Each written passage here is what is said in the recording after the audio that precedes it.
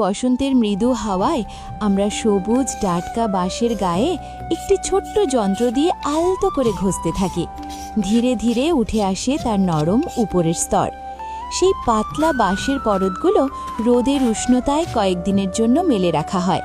এদিকে নরম মিষ্টি স্বাদের জন্য সবুজ মুগ ডাল সারা রাত জলে ভিজিয়ে রাখা হয়। ভোরবেলায় দানাগুলো ফুলে ওঠে, খোসা আলগা হয়ে যায়।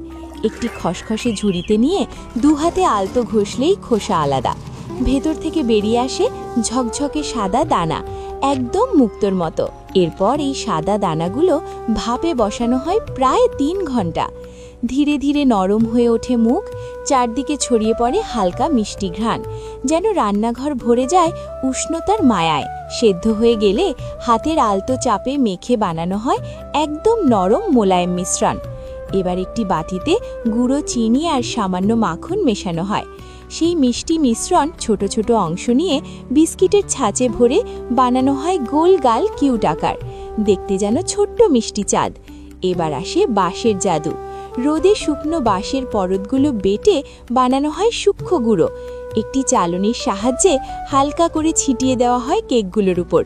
মুহূর্তেই ভেসে ওঠে প্রকৃতির এক অন্যরকম ঘ্রাণ। সবশেষে আবার অল্প সময়ের জন্য ভাপে বসানো হয়, যাতে বাঁশের মৃদু সুগন্ধ ভেতর পর্যন্ত মিশে যায় আর কেকগুলো হয়ে ওঠে আরও নরম, আরও স্পঞ্জি। এভাবেই তৈরি হয় বাঁশের ঘ্রাণে ভরা নরম মিষ্টি কেক, স্বাদে কোমল, গন্ধে আলাদা, প্রকৃতির এক মিষ্টি উপহার। আপনি কি এই পাহাড়ি খাবারটি খেতে চাইবেন? কমেন্টে জানাতে ভুলবেন না। লাইক ও শেয়ার করে আমাদের সঙ্গে থাকবেন।